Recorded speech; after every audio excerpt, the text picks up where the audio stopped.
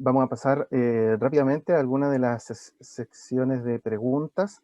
Hay una par de preguntas las cuales se lo voy a dirigir al profesor Atún. Profesor,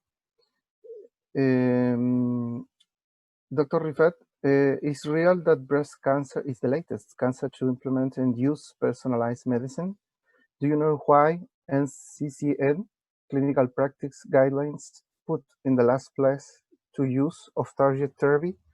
Professor Rifat, could you please answer this issue? Yes, very, very good question. I mean, I was not involved in the deliberations regarding the guidelines, so I cannot provide a precise answer. But it may be that there is an issue in relation to readiness of healthcare providers to provide the latest diagnostic capabilities and treatment. So that's one. Secondly, depending on which medicines are being used, there may be an issue in relation to cost. But I think it's a very, very good question to try and explore why there has been delays in the adoption of this.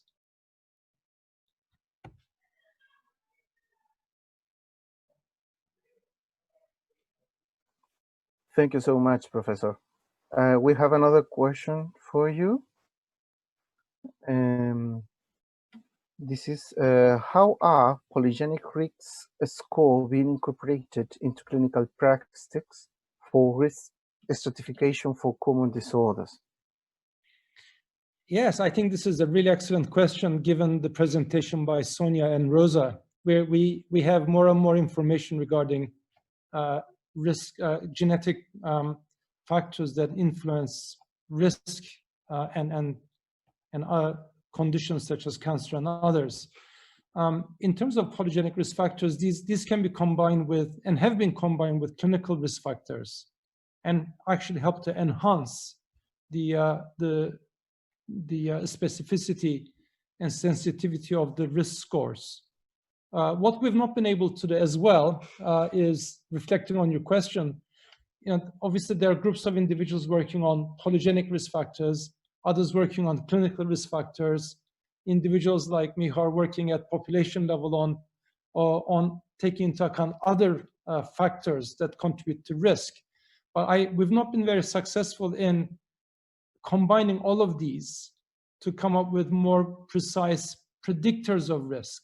But if you remember from my presentation, the potential with the big data is if we're able to combine genotype level data with phenotype level data for larger populations, then we'll be able to develop over time much better models, predictive models, which can be iteratively improved in terms of sensitivity and specificity. So there's a lot of potential, especially with application of machine learning, but very importantly, if we can combine data for diagnosis as well as data for management and outcomes to understand not just who's at risk, but who's going to benefit the greatest under what conditions from particular interventions.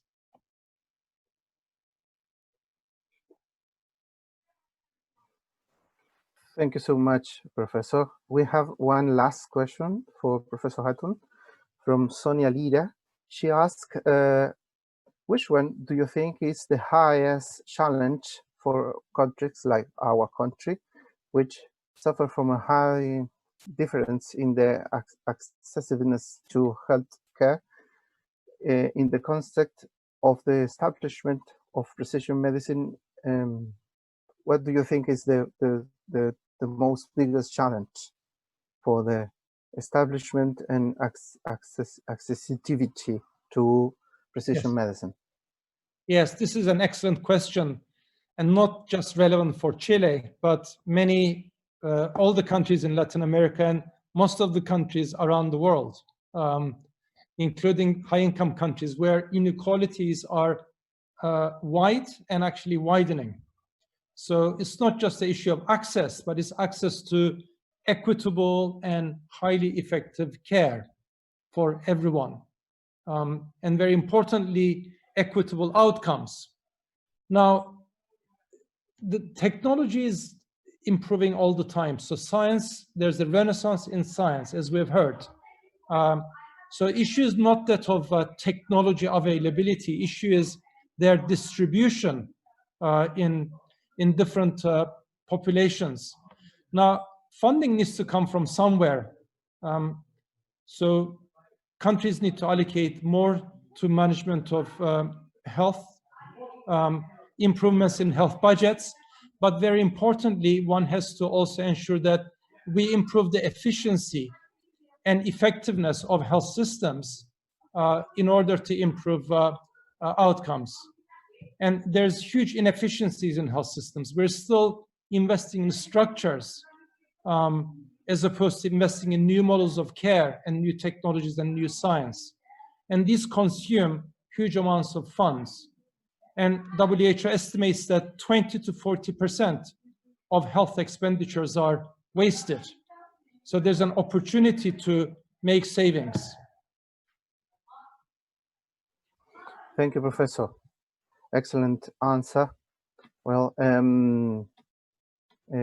I think we have no more questions directly to Professor Hatun. So we are going to give you our most deep gratefulness for your participation in this webinar, Professor. We know you have another appointment, so thank you so much. I hope we can maintain the contact and communication, and hopefully in the future you could visit our country. Yeah, thank you very much indeed for the opportunity to contribute to this conference. It's always a great pleasure and privilege, and huge thanks to Francisco and to the organizers for enabling me to participate, and to my panelists, Sonia and Rosa and Rafael, to you for your expert moderation. And I wish you all happy holidays and a very happy new year, a better one for all of us, I hope. Thank you so much, Professor. Thank you. Thank you, doctor. See you later. Bye-bye. Bien. El doctor Hatun tenía otra cita, otra reunión, por lo cual nos solicitó que por favor las preguntas dirigidas a él fueran prioritarias. Tenemos varias preguntas, espero poder dirigirlas todas. Si hay alguna que se me salte, les ruego me disculpen o me insistan, por favor. Igual las pueden ver ahí Sonia y Margaret. Sí, tenemos una pregunta para Sonia. El alto costo de los medicamentos de las terapias dirigidas es un problema a nivel mundial. ¿Podría comentar cuáles son los recursos que actualmente existen en Chile para financiar estos tratamientos a nivel individual? ¿Existe algún tipo de soporte respecto de las aseguradoras públicas, privadas? Sí, yo no soy experta en dar y en ofrecer terapias, esos hacen los, ¿no es cierto?, los médicos oncólogos, esas terapias dirigidas y con, por ejemplo, inhibidores de PARP, que son bastante costosas, pero y en portadoras de BRCA1 y BRCA2 se ha visto que son mucho más efectivas. No existe, creo que en el momento, alguna aseguradora que cubra estos estudios. Creo que en salud pública están tratando de ver cómo lo pueden subvencionar de alguna manera con la ley Ricardo Soto. Están viendo, ¿no es cierto?, para portadoras en mutaciones de alto riesgo, BRCA1 y BRCA2, poder de alguna manera subvencionar estos medicamentos, pero no soy yo la que indicada para responder con más información. No sé si hay alguien más que quisiera responder de eso, pero hay, ¿no es cierto?, la posibilidad, ojalá en el futuro, de poder ofrecer esto, y creo que se está gestionando. Bueno, y solamente aportar igual que hay varias patologías que tienen relación con cáncer que están dentro de las garantías explícitas de salud. Y dentro de esos guías hay algunos fármacos que están cubiertos, no todos, eso sí. Y en el Programa Nacional de Cáncer igual están tratamiento específico para aquellas que son portadoras del HER2-Neo. Sí, igual del HER2.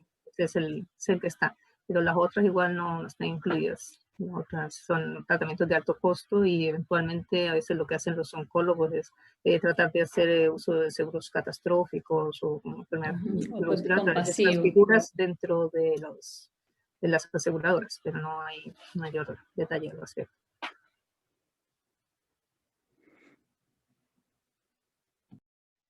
Bien, muchas gracias. Hay otra pregunta muy interesante para Sonia. En su experiencia, ¿hay programas de consejería genética de cáncer infantil? ¿Podría comentar si este grupo de pacientes se beneficiaría con estudios genéticos para poder evaluar su riesgo en hermanos o en futuros hijos? Bueno, si ese, ¿no es cierto?, esa condición en ese niño con un cáncer hematológico, un cáncer infantil, es hereditario, absolutamente los familiares directos se van a beneficiar de hacerse el estudio para prevenir y para detección precoz. Pero con respecto a programas de capacitación, abarca todos los síndromes habidos que se presentan tanto en niños, en adultos, adolescentes, así que ahí se pueden aprender más cómo poder detectar estos pacientes con precoz. Y como dijo muy bien Rosa sobre su presentación, nosotros los asesores genéticos trabajamos muy en conjunto con genetistas, o sea, trabajamos en equipo siempre. Y el asesor trata más sobre la contención psicosocial y todos los aspectos, ¿no es cierto?, de preguntas y de seguimientos, y a lo mejor la parte cuando hay alguna manifestación física, signos, síntomas, los genetistas son los expertos porque ellos hacen la evaluación clínica como médicos. Así que con respecto a niños, ellos son los que son especialistas, ¿no es cierto?, en detectar, como bien explicó en la presentación la doctora Pardo. Muchas gracias, Sonia. Doctora Pardo, hay una pregunta para usted del señor Daniel Vicens, que señala qué algoritmos genéticos están utilizando para investigación para oncología. Si pudiera expandir un poquito el punto. Algoritmos genéticos, o sea, si yo me voy desde la clínica, entonces tendría que pensar, como habíamos hablado ahora, de tratar de armar una unidad diagnóstica si tengo una sospecha de un síndrome. Y conforme al síndrome, entonces mirar a ver qué pool de test puedo pedir. Si yo hago el test y me sale una patogénica, fantástico. Si hago el test y me sale un bus, como los que mencionó Sonia antes, de que son las variantes de significado incierto, entonces tengo que empezar a leer la letra chica del informe. ¿Qué bases utilizaron para poder interpretarme ese resultado del examen? Si yo sé que esa base puede eventualmente estar desactualizada, entonces puedo optar a hacer otro análisis informático con la gente que trabaja en informática, porque eso no lo hago yo, para mirar si hay actualización de esa variante que me están reportando a mí en este laboratorio como incierta, que eventualmente pueda ya estar en otra base ya identificada como que puede ser patogénica o entrada solamente benigna. Y otras alternativas que tenemos, y sobre todo acá en el país, es que como no tenemos memoria de los datos genéticos, entonces podemos también estar induciendo malas interpretaciones de resultados en algunas ocasiones por no tener dentro de estas bases internacionales información de información genética de las variantes de los genes en población de Chile, ¿ya? De hecho, ayer estábamos en una sustentación de tesis a ese respecto, un proyecto que se hizo como piloto, como una tesis con pocos pacientes, pero en la cual se encontró que ya había una variación en la interpretación del resultado más o menos con un 1%, introduciendo solamente datos de una población chilena estándar dentro del reanálisis de ciertos pools de genes, ¿ya? Entonces, igual eso es como relevante de considerar. Muchas gracias, doctor. Perdóname, si yo tengo el caso de que es el tumor específico, porque es el caso de los síndromes, entonces si yo tengo el tumor específico, muchas veces los marcadores de inmunohistoquímica, moleculares o el mismo patrón que tenga la anatomía patológica me puede a mí orientar qué es lo que voy a buscar genéticamente en ellos. Muchas gracias. Había también una pregunta dirigida de cómo se determinaban nuevos genes que estén involucrados en síndrome, cómo se hace esta búsqueda, pero creo que ahí también su respuesta abordaba. No sé si quisiera agregar algo más. Hay unas bases de datos, ¿ya? O sea, está el Orphanet de la serie europea, está el OMIN de la línea americana, está el Gene Reviews, que es un libro digital que está disponible y que está ligado a la línea de la Biblioteca Médica Americana, el PubMed, en el cual uno puede introducir el nombre del síndrome que uno está pensando y entonces ahí te dan como una revisión de los genes que pueden estar. Y en el mismo PubMed uno, si ahí se introducen los buscadores, entonces puede uno también ver si hay más actualización, porque pues también al final del Gene Reviews te sale en qué fecha fue el último update que hicieron de la revisión, entonces tú puedes ir a buscar en el PubMed ahora ya dirigido los 2 o 3 últimos años que haya después de esa revisión. Muy bien, muchas gracias. Doctora Pardo, también hay una pregunta en ese mismo sentido para continuar la línea. ¿Cómo cree que es la relación en el diagnóstico médico respecto de la interpretación de los resultados de los test genéticos? Y en ese mismo sentido, ahí ¿debiese haber algún rol del bioinformático? Esta es una pregunta de Talia Yudin. En parte del equipo que interacciona con el tratamiento y la prescripción del diagnóstico. O sea, total, el bioinformático es clave para la interpretación de los datos de secuenciación que se están obteniendo, ¿ya? El bioinformático te filtra las variantes, te saca, te compara con las poblaciones que hay, te ve en los lugares críticos en los cuales puedes estar relacionado con algún efecto deleterio, te hace modelamientos igual en las bases para ver si hay cambios en las estructuras de la proteína, en los dominios, en los sitios de función, pero igual el bioinformático no puede estar solo, y como menciona la misma persona que está haciendo la pregunta, esto es un equipo, ¿ya? Entonces, los laboratorios, por lo menos que tienen centros para informar exámenes, están al lado de los especialistas. Entonces, si yo estoy haciendo para la venta un panel de cardiopatías, entonces ojalá yo tenga ahí de respaldo cardiólogos, genetistas, que estén ahí detrás actualizando constantemente la información, que estén analizando los datos que está enviando el clínico para ver si realmente sí se relaciona o no con lo que puede hacer o los efectos que puede tener ese gen dentro de las vías, que esté comprometida su función, ¿ya?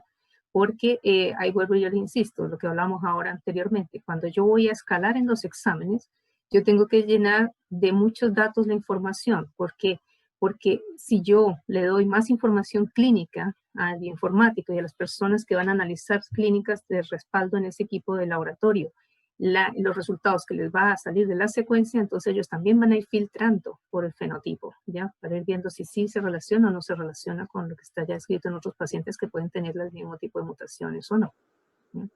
Y ojo, que también puede ser que uno mande, como decía Sonia, a buscar ella estaba hablando de cáncer, entonces que yo le mandé a este gen pensando que era este, pero me sale el otro gen.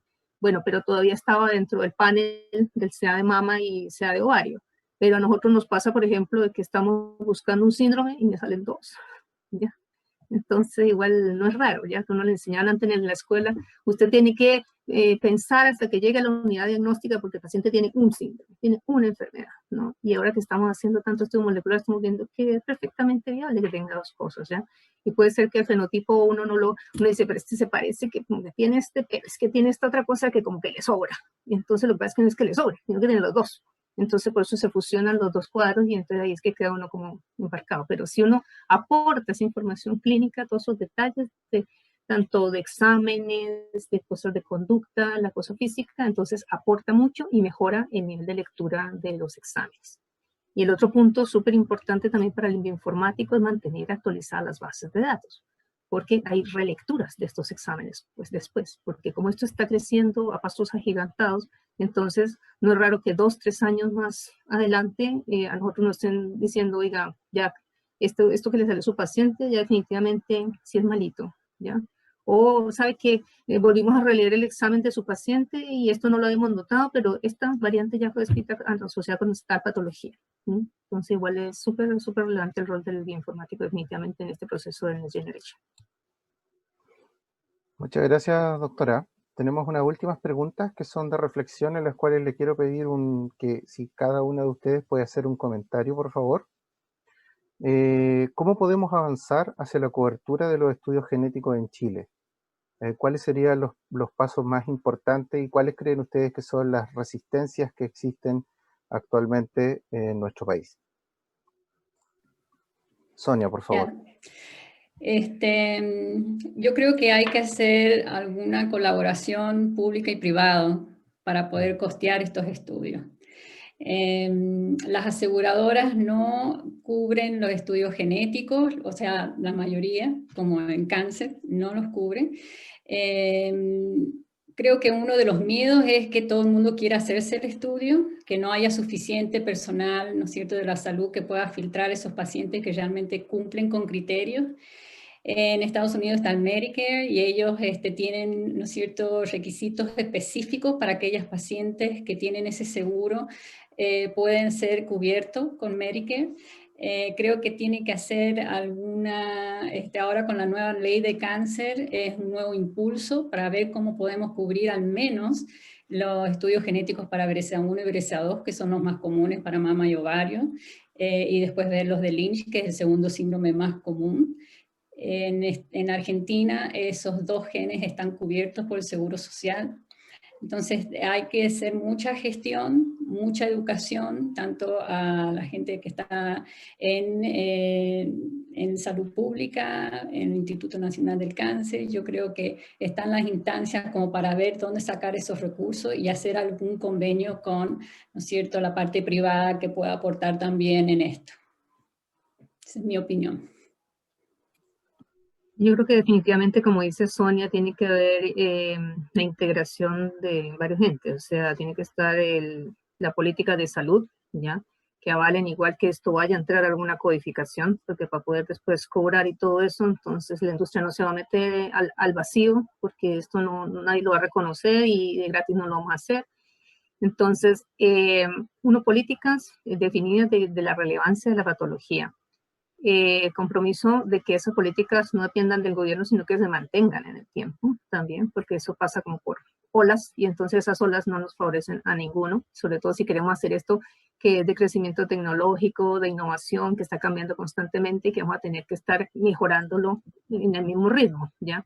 Entonces vamos a tener que juntar la academia de todas maneras, porque igual el personal, el know-how está allí, el con qué tengo para hacerlo, entonces va a estar en las industrias, entonces para que me pongan con la plata, y pasa no solamente por pensar en la política de salud, sino pensar en la política global, porque nosotros no nos ganamos nada con decir el Ministerio de Salud, oye, si esto está bueno, hay que hacerlo, hagámoslo, pero si queremos aprender, por ejemplo, acá en el país, es muy fácil coger la muestra y mandarla para afuera, pero nos vamos a quedar sin los datos nosotros aquí, van a irse para afuera, vamos a tener este problema de que no tenemos bases nacionales para podernos estar comparando, y vamos a perder el know-how. O sea, ahora con todo esto del COVID, todos hemos vivido la situación. O sea, hubo un gran despliegue para todo lo que fue COVID. Nos pudimos acomodar, las facultades de medicina pudiesen entrar a todos los sistemas, prestar auxilio. Entonces, hay el personal, hay el recurso, entonces tenemos que utilizarlo. Pero si el Ministerio de Economía, el Ministerio de Hacienda, no nos regulan los impuestos, por ejemplo, para traer los equipos, y sale carísimo traer los equipos, sale más caro todavía traer los insumos. Entonces, por más de que yo tenga acá la cabeza pensante y las manos dispuestas a hacer las técnicas, si yo no tengo esas facilidades, el examen necesariamente en Chile va a salir supremamente costoso y no va a ser costo-beneficio, y entonces vamos a seguir mandando para afuera. Entonces, no es la idea. O sea, la idea es ir creciendo, ¿ya? En innovación, tecnología y todo lo que es desarrollo. Y eso va a ir directamente relacionado también con beneficio para el paciente. O sea, al principio es una inversión bastante fuerte, sí, y va a haber que hacerla, pero si no empezamos nunca va a ser muy difícil poder avanzar. Muchas gracias. Muy bien, creo que eso comprende la mayoría de las preguntas realizadas. No sé si alguien más de la audiencia quisiera hacer alguna otra pregunta. Yo creo que ya estamos en el tiempo, querido Rafael. Hemos estado una jornada un poco más larga de la esperada, pero el tema parece que lo ameritaba. Les agradecemos, por supuesto, en nombre de la Alianza Chilena de Medicina de Precisión, que va en ese sentido, Rosa y Sonia. Ustedes comentaron muy bien. es un poco el trabajo que queremos tratar de levantar a partir de la alianza, y por supuesto están invitadas desde ya a ser parte. Rafa, te dejo con el cierre entonces y terminamos hoy día. Muchas gracias, Francisco. Nuevamente extenderle nuestra gratitud. Muchas gracias por su participación, por dedicarle un tiempo a esta iniciativa. Y les pedimos que por favor nos mantengamos en contacto. Y yo creo que hacia el futuro hay muchas cosas que podemos seguir conversando, desarrollando y empujando innovación y trabajando juntos para tratar de avanzar más en este concepto. Yo creo que tal cual como dice usted, Rosa, en Chile yo creo que tenemos un buen material humano, que sería una lástima que no se subiera en el camino de este vertiginoso proceso de innovación que se está desarrollando. Y eso requiere cambios culturales y de mucha naturaleza. Así que muchas gracias a ustedes y muchas gracias a todas las personas y también a mis compañeros de la Chimep y a todas las que asistieron a este seminario. Muchas gracias. Muchas gracias a ustedes. Muchas gracias. Nos vemos. Todo va a quedar grabado, así que va a estar en la página web de la Chimep en los próximos días, para poder compartirlo también en sus redes. Queridos, queridas, muchas gracias. Nos vemos. Gracias a ustedes. Que estén bien, buen día.